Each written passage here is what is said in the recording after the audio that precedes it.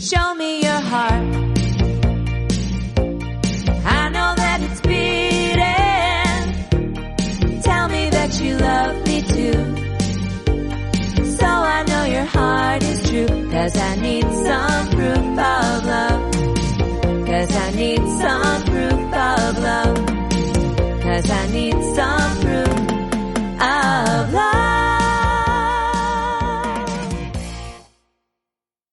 This episode of Proof of Love is brought to you by Vaultoro. Vaultoro is a gold hedging solution for the crypto community. One of the challenges of investing in cryptocurrencies is dealing with volatility. Keeping a diversified portfolio is a key to healthier returns. I keep about 10% of my crypto assets in gold using Vaultoro. Vaultoro allows me to open a gold wallet in seconds where I can trade easily with cryptos and gold. What I like about using Vaultoro instead of Tether is that the gold in my Vaultoro wallet is insured, audited, vaulted in Switzerland, and unlike fiat money, gold has increased in value for the last 20 years. Visit Vaultoro.gold/Tatiana today and get zero trading fees for the first 3 months. That is vault, like a gold vault, and oro, which is Spanish for gold. Vaultoro, LA. Hello, everybody. Welcome to this very special Riga edition of Proof of Love. I'm here with Max Keiser and Stacy Herbert, and we're going to talk about their love. I'm so excited you guys are joining us today. Thank you so much for being here. Well, yeah, great. Thank you for having us. And Max, you should move in a little bit closer. See, this is part of our love journey is we teach each other as we're making media. Here in Riga at the Baltic Honey Badger, we did win #1 couple in Bitcoin. That's what I was going to bring up, that there were 3 magical couples and you guys got to come in first place. And everybody knows y'all are together, but maybe some people don't know how you actually got together. So if you could give me a little background story. Max, you could start on this. Oh, thank you, Stacy, for allowing me to participate in this wonderful podcast. So we were in the south of France, and I was at an internet cafe, and the guy running the cafe said, "Max, you should meet Stacy. You're both American, and you're both writers." So we met, and that was in 2003, and we've been together ever since. Yeah, that was 2003, February 13th, the day before Valentine's Day.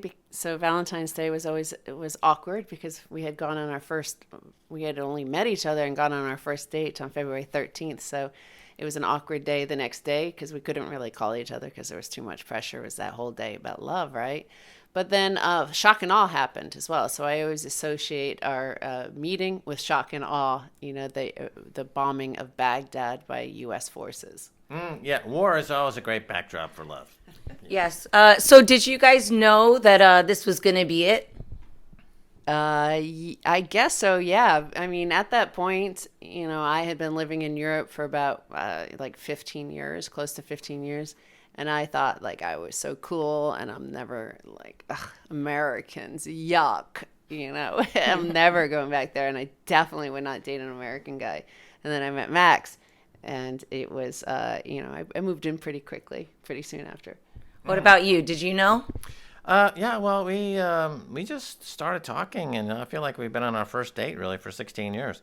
It's just there's an urgency to what we do, and we just feel like we have to get these things done, and we just keep going on it. And it just, we've been kind of on the same wavelength for a long time, and it just keeps going.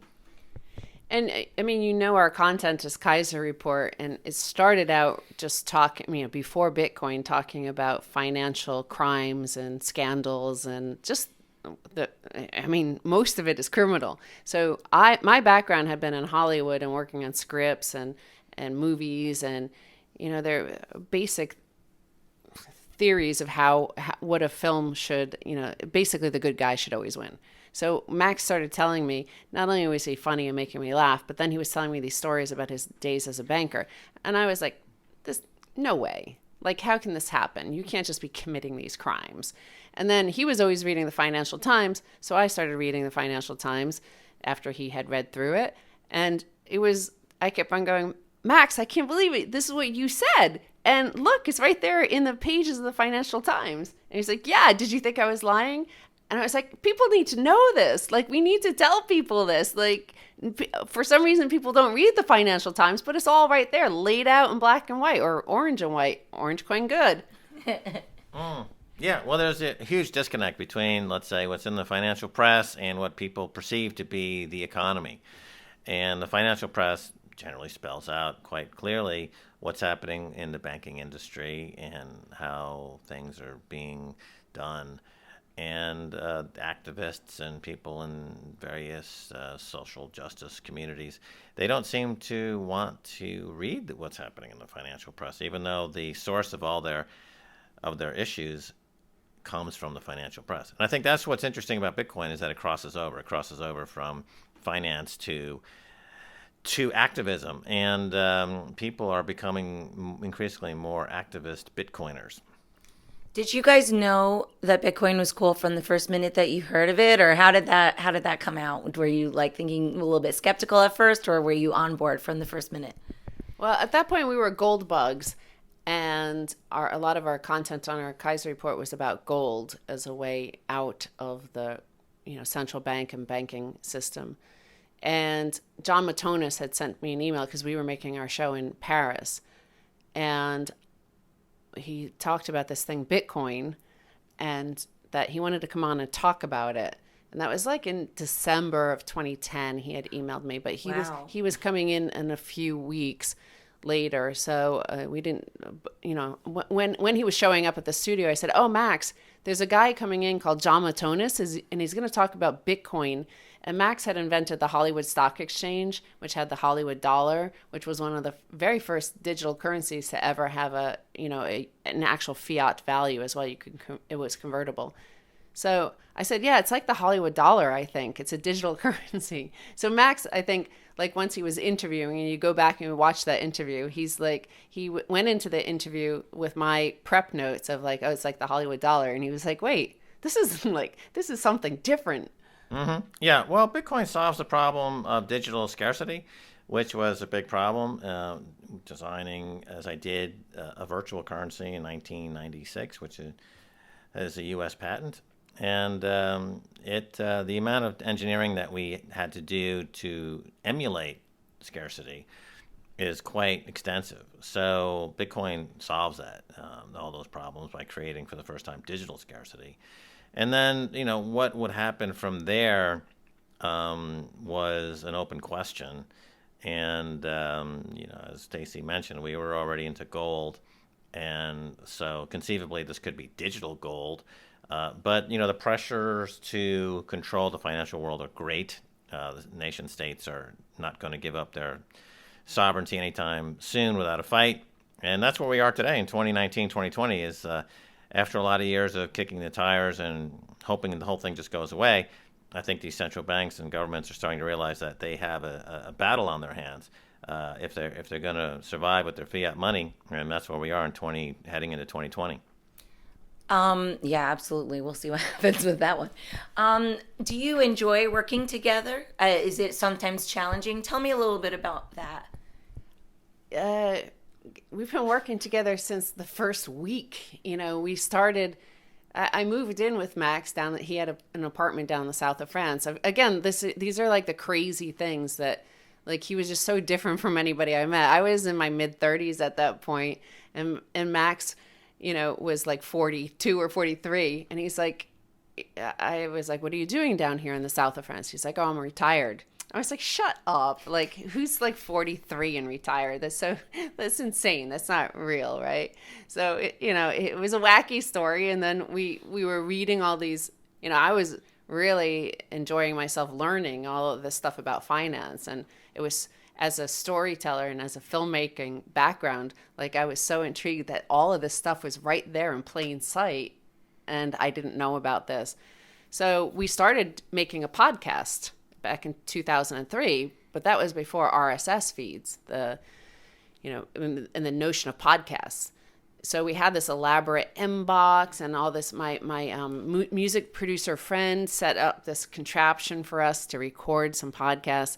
And Max is an early riser. I'm not an early riser. And we ended up doing them at like 6:30 or 7 in the morning. I was totally incoherent. Max was talking about all this stuff that I didn't understand at the time. Now I do, but at the time I was just like, what the heck is all this? And we were just like making podcasts from straight away. And we had to keep it under 4 megabytes every file because everybody only had dial-up then. So it had to, and even 4 megabytes took like 10 minutes to download. So it was a different world back then. Well, what I admire about the Keiser report is that it is incredibly streamlined. And we are able to crank out 2 or 3 shows a week with just basically Max and Stacy, who write, produce, edit, and direct the entire production. And comparable shows would require 3 or 4 producers, quite a larger group of camera people, etc. But we're able to, we have streamlined it down to the essence. And it couldn't be done unless we were completely in sync with each other. So that we work together, we live together. So it's very seamless to just go from, to park the car, jump in the studio and do the show, and we can get out of there in 50 minutes later having shot 3 shows. And that's just because we're completely in sync. So there's no rehearsal, there's no prep. If the cameraman makes a mistake, we fire them instantly because we don't have time for that. And we don't edit, really. We just shoot it as live. That's always been the mantra from day one, shoot as live, 3 little words. And we send it off and go home. That's it. And, one thing that we learned a lot along the way, like from when we made our show for the BBC, our executive was actually the head of BBC World.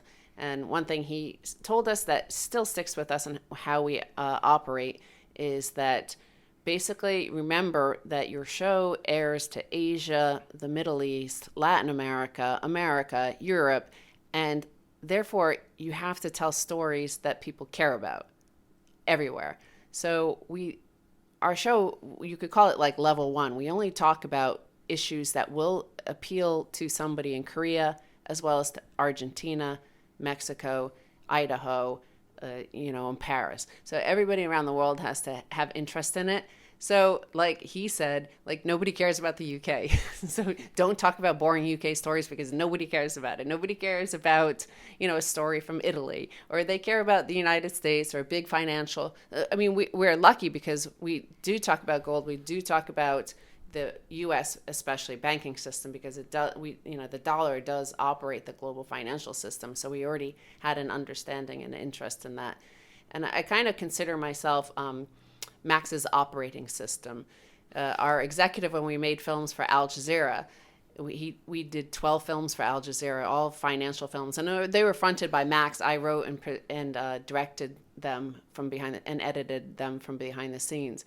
And our executive there at Al Jazeera, he was like, you know what? I don't understand a single one of your documentaries, like not a thing. But I know they do really well. The audience loves them. So whatever you're doing, just keep doing it. Yeah, that's true. You kind of bypass the executives on these shows because these international distributors, whether it's Al Jazeera English or RT, BBC, they're looking for content, and so they give us tremendous latitude. With RT, we have complete 100% editorial control over everything. And this is not something we get with, let's say, if we were doing a U.S. show, because the U.S. show has a lot of commercial obligations, and it's a very commercial enterprise, and the advertisers dominate the editorial content. So you have, like, cable TV is definitely dominated by the advertisers, and MSNBC, for example, you have the military-industrial complexes, sponsors that. Fox News is sponsored by Viagra. And, that's the commercial interest, obviously. Here, when these platforms, they're government funded, that's true, but they're not, that government, we don't talk to anybody at RT. Maybe once a year they say Merry Christmas, Happy New Year, and that's it. Well, I also might add that we speak universal. So you can't do that on U.S. domestic television. You have to either be Republican or Democrat, and we're neither. So we would never be allowed to really provide content on television. In fact, in America, I think, because we could see it with quite fresh eyes, having just moved back there in the last 3 years after 20 years abroad, is that all of this fake news hype and hysteria and this wild drive to deplatform, and having the likes of MSNBC and CNN work with Facebook and the Department of Defense and Google to decide what is real news and what is not. You notice that it's a lot of independent media who don't necessarily buy into either one of those two-party politics, and they get called fake news because their opinion, even though it's mostly just opinion stuff, their opinions are somehow fake, which is bizarre, right? To have a fake opinion, like how is that even possible? Well, whenever I think of fake news, I always think of Ron Paul, because what to me fake news really meant was when they wouldn't show him in any of the polls, even though he would come in second, and they would just skip him. He was like the 13th floor, and people just pretended he wasn't there. And then it seems to have gotten hijacked by the Donald Trump campaign, and now it's kind of like another propaganda technique to call things fake news.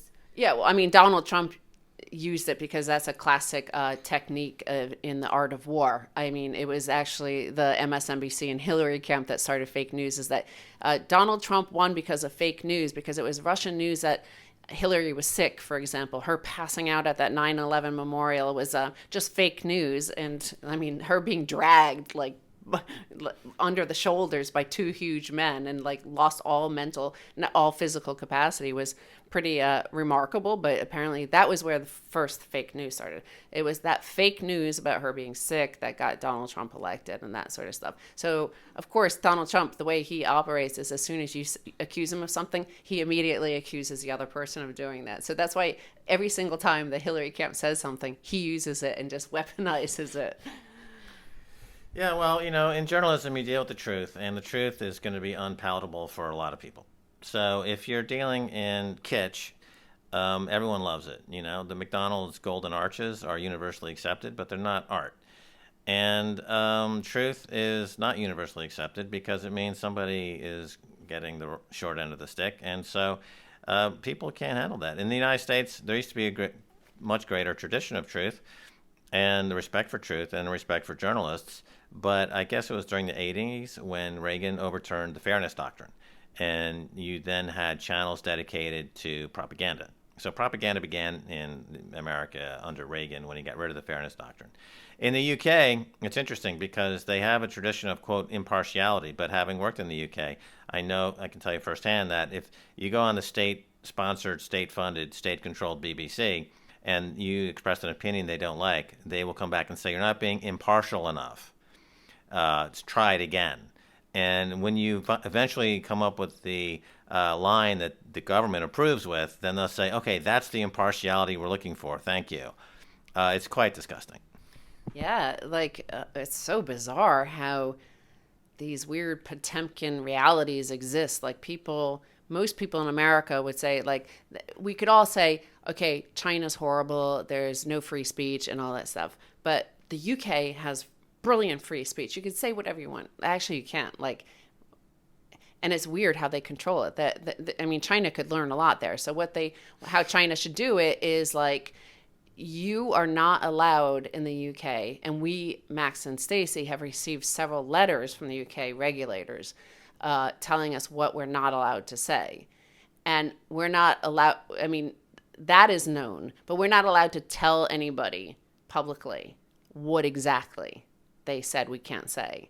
So we're not allowed. Otherwise, the network would be taken off the air, the entire network. So we're not allowed to say any of that publicly, and that's how they control this. That's how they maintain this facade. That's how they maintain, it's a perfect fact that they have this queen and waving around and no, we're a democracy, we're not a monarchy. And you're like, who's that queen person? And why is she living in this castle in the middle of the city?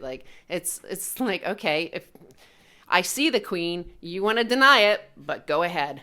Yeah, I'm not going to spend a lot of time on UK, but it is one point that I think should be noted, is that they do not have a written constitution. In America, the free speech is codified in the Constitution. In the UK, they have documents that go back hundreds of years, and they interpret them as they move along, and they kind of make things up as they go along. And the perfect example is with Brexit. The reason it's such a colossal failure is because there's no actual constitution to refer to say whether or not this is legal or not. So as I predicted 3 years ago, it's just kind of devolved into a sloppy mess because nobody really knows what the laws are, and they're just going to find themselves having dropped out of the EU with no deal, and the economy will immediately get cut in half. Wow. So you guys seem like best friends. You're completely in sync, but you have to have arguments from time to time. So how do you resolve that? What happens, and what are they over? Is it political, or is it just someone's annoying the other person? I'd like to answer that. The argument is always the same. Is that Stacy doesn't really understand how much I love her, and Stacy is constantly arguing that I don't understand how much he loves me. So once we always come to the same point, like, well, we don't understand how much I love you. And then it's like, yeah, I guess I do, and do need to understand how much we love each other. And that's basically the same argument we have every week for 16 years. As we travel through this time-space continuum of life, and now we're in a separate reality because Max and Stacy have been together. Presidents have come and gone, crises have come and gone, personalities has come and gone, Craig Wright has come and gone. Bitcoin derangement made a lot of people insane. Bitcoin was a penny, now it's 11,000 or 12,000, and this is we're in a parallel universe. Then let me put it another way. There's a great movie, Apocalypse Now. And they're heading up to see Colonel Kurtz. And the mantra that's repeated over and over again is never get off the boat.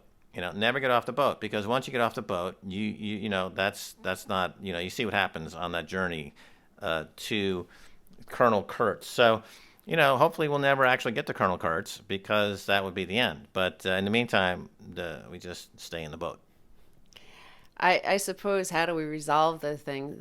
My technique always when I get annoyed with something, it's just, because we travel a lot. So it's already stressful to travel because you encounter so many stupid people, whether it's a check-in clerk or the person with the oversized luggage who's trying to get into the tiny overhead compartment and you're stuck behind them, and everything is like a nightmare. The taxi driver, so when I'm cranky and then I end up getting angry at Max for something, I do the silent treatment, and that's partly because the notion of if you don't have anything nice to say, don't say anything at all. So I don't like to have to regret anything I've ever said.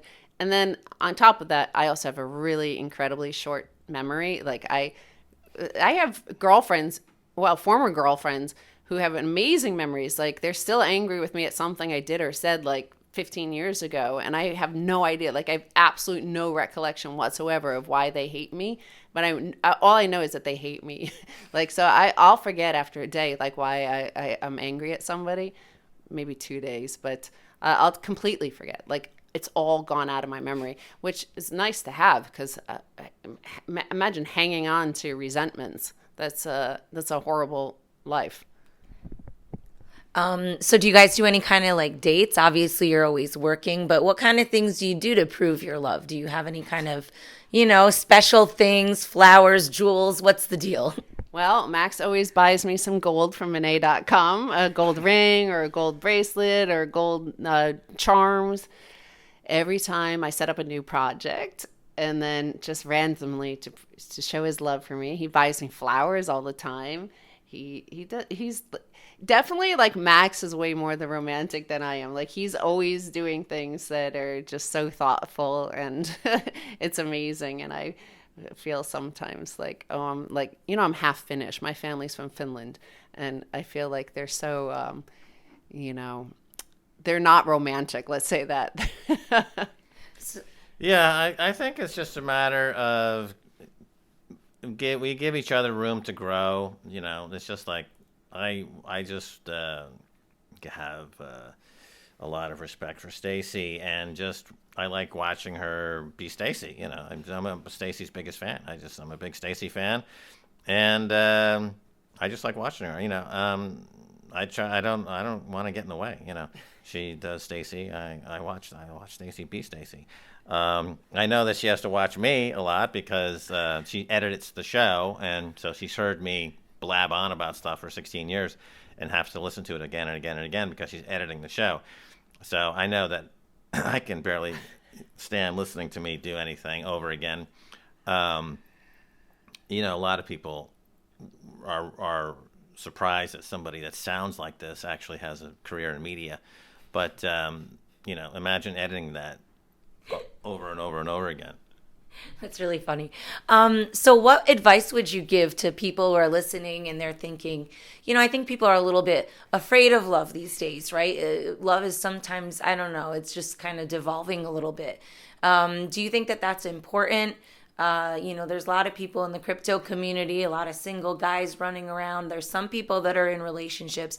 Do you have any advice for people now that you've been together for so long? And do you think it's helped your careers? Well, obviously, in your case, it's helped your careers, but what do you think of that? Well, from my perspective, returning to America, and I didn't see this as much in Europe, but that a lot of people don't love themselves. And they're therefore demanding that others love them. Whatever identity they're choosing or whatever, like, you must love me and like understand me. It's like a lot of it, it took me a long time to really accept myself and, just be okay with myself. And until you get to that point, you can't be okay. You can't allow somebody else to genuinely love you. And at the end of it's always a mystery, right? Like, I don't see what Max sees in me. I don't know what he sees in me, but I know it works. Like, and that's the mystery of love, right? Like, you're like, wow, like I can't, like, sometimes you wake up in the morning, you feel crap and your hair is a mess. As everybody on the YouTube versions of our Keiser report will tell me about my hair and whether it's a mess or not that day. But you'll be like, what on earth does he see in me? But at the end of the day, you just have to say, you know what? Sometimes I wake up with fucked up hair. Am I allowed to swear on this? Yeah, sorry. We're okay.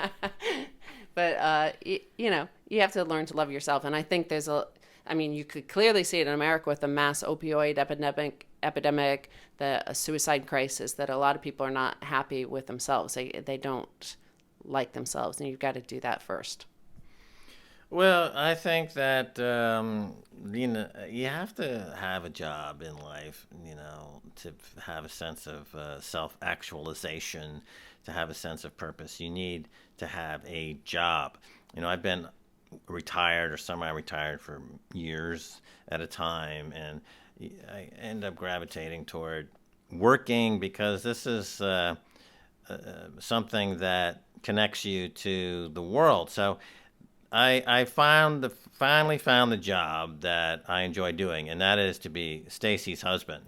That's my job, essentially. I wake up every day to fulfill my job as Stacy's husband, and I'm happy to do this job. So it is a job. It is work, and but it's the best job I've ever had. It's the most satisfying job I've ever had. And but I have to keep in mind, it's every day. You have to go to work I get married every day. I have to get married every day, and reaffirm my commitments every day.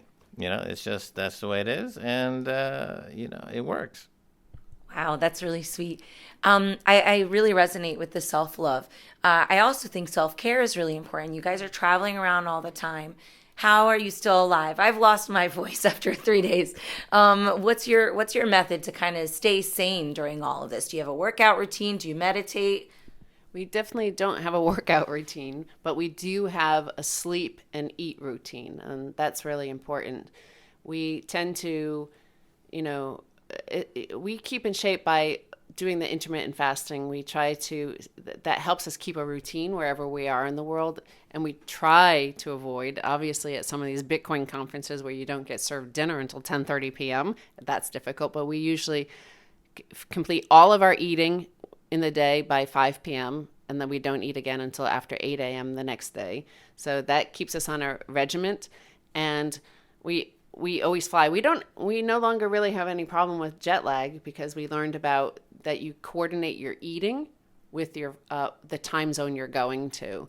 So that works really well for us. Like no matter what, you eat breakfast, you eat dinner, even like before you're leaving on the time zone of that other location. So the fact that we had dinner last night at 10:30 p.m., that was okay because that was like 3:30 p.m., which is often when we do eat dinner on the East Coast.